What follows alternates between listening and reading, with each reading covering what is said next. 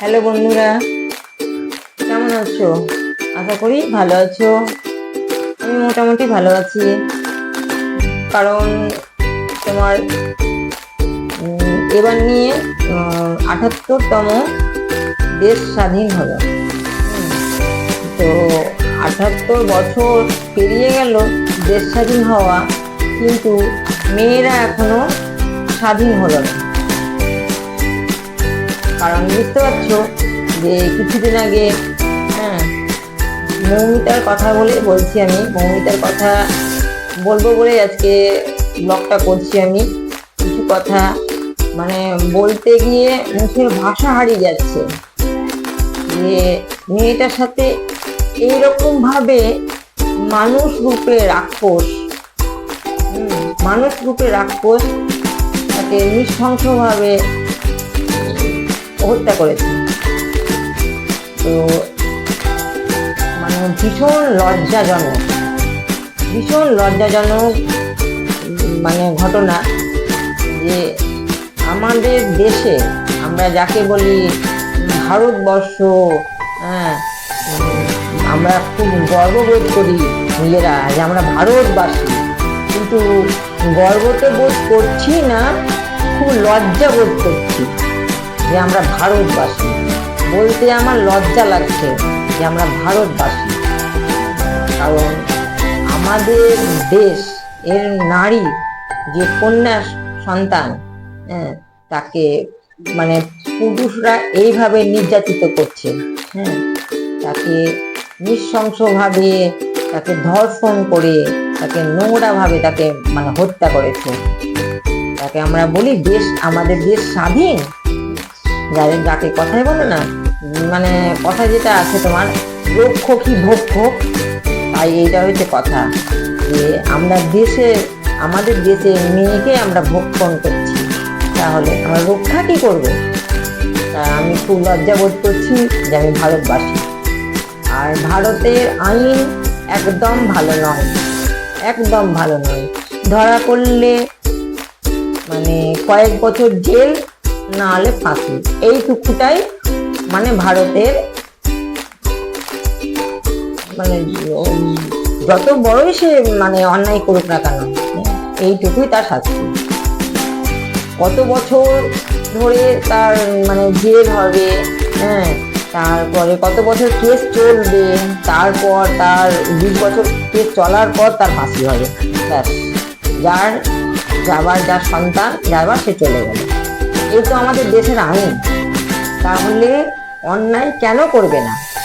দেশের আইনটাই তো ঠিক নেই, যা শাস্তি দেখে ভয় পাবে যে না, আমরা অন্যায় করলে আমার এত বড় শাস্তি হবে। তাই অন্যায় করার আগে তারা ভাববে, জেনেই গেছে ধরা পড়লে জেল হবে, না ফাঁসি হবে। তাও তো ফাঁসিতে কত বছর পর হবে, লড়াই চলবে, কেস চলবে, তারপর ফাঁসি হতেও পারে, না হতেও পারে। এই তো আমাদের দেশের আইন।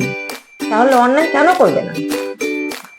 দেশের আইনটাকেই প্রথমে পাল্টাতে হবে, যাতে শাস্তি দেখে জানোয়াররা ভয় পায়, আটকে ওঠে যে না, আমরা করলে পরে আমাদের এইরকম শাস্তি হবে। যাই হোক, আর একটা কথা কি, অপরাধ তো করেছে, সেটা তো মুখে ভাষা বলে বোঝানো যাবে না। খুব লজ্জা, আমার নিজেকে মেয়ে বলে আমার লজ্জা লাগছে যে আমি কি বলবো।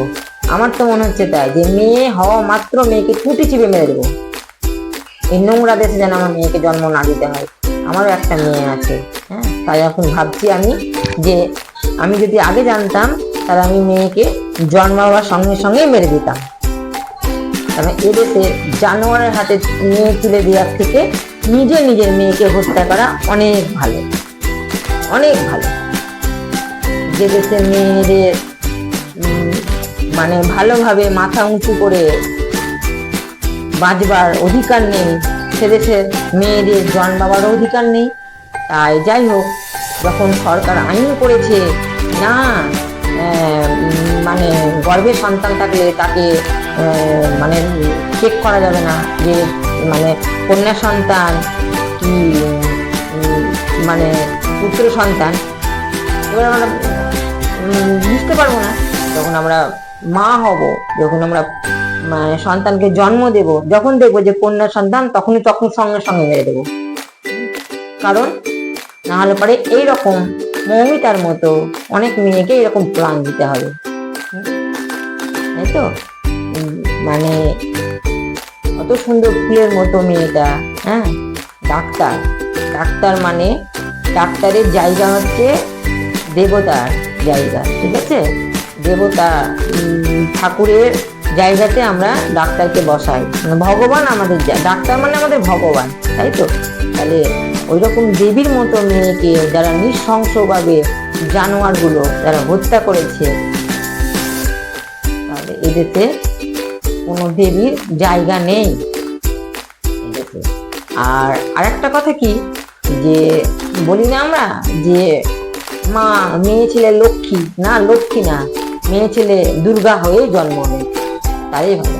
লক্ষ্মীর প্রয়োজন নাই, ঘরে ঘরে যেন মা দুর্গা হয়, যেন অসুরকে মা দুর্গা রূপে যেন বধ করতে পারে।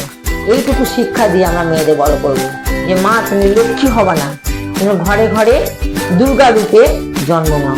কারণ ঠাকুর বলেছে, যখন রামায়ণে যেমন বলা হয়েছে, রামায়ণে যেমন রাবণ ছিল একটা, কিন্তু এই কলিযুগে ঘরে ঘরে রাবণ। কলিযুগে ঘরে ঘরে যদি রাবণ হয়, রাবণ কলিযুগে অসুর, তাহলে ঘরে ঘরে মা দুর্গার প্রয়োজন আছে। সেই জন্যই বলছি যে মা লক্ষ্মী না হয়ে ঘরে ঘরে যেন মা দুর্গার জন্ম হয়। আর জোড়হাত করে বলবো না বা অনুরোধ করব না যে রাক্ষসগুলোকে যেন যত তাড়াতাড়ি ধরে, হ্যাঁ, তাদের শাস্তি দেয়া হোক। মহামান্য আদালতকে সবার দিক থেকে বলছি, যত তাড়াতাড়ি পারা যায় রাক্ষস বলো, রাবণ বলো, তাদেরকে ধরে যেন অবশ্যই তাড়াতাড়ি তাদের শাস্তি দেয়া হোক। এতে মৌমিতার আত্মাকে এতটুকু হলেও শান্তি দেওয়া যাবে, তার বাবা মাকে এতটুকু হলেও শান্তি দেওয়া যাবে। কারণ তারা সন্তান হারিয়েছে, সন্তান হারানোর কোনো মূল্য হয় না। তাই মাননীয় মমতা মুখ্যমন্ত্রী মমতা দি ভুল, ওনার সাধারণ জ্ঞান নেই, তাই উনি টাকা দিয়ে ওনার সন্তানের মূল্য বোধ করেছে। হ্যাঁ, সন্তান হারানোর কোনো মূল্য হয় না, সাধারণ জ্ঞান মমতাদির নেই। সাধারণ কোথায় কোন কথা বলতে হয়, মমতাদির সাধারণ জ্ঞান নেই। আমি বারবার এই কথাটা বলবো যে মমতাদির সাধারণ জ্ঞান নেই, যে উনি যে সন্তান হারানোর মাকে টাকা মানে দেওয়ার কথা বলেছেন। এটা মূর্খতার পরিচয়, মমতাদির মূর্খতার পরিচয় দিয়েছেন। যাই হোক, উনি তো মা নন, তো মা তো নন, কি বুঝবেন উনি সন্তান হারানোর ব্যথা? ওই জন্যই উনি এত বড় কথা বলেছেন। উনি মা হতে এত বড় কথা বলতেন না। সন্তানের মর্ম মমতা কি করে বুঝবেন? মমতা দিতে মা নয়, মমতা দিদি।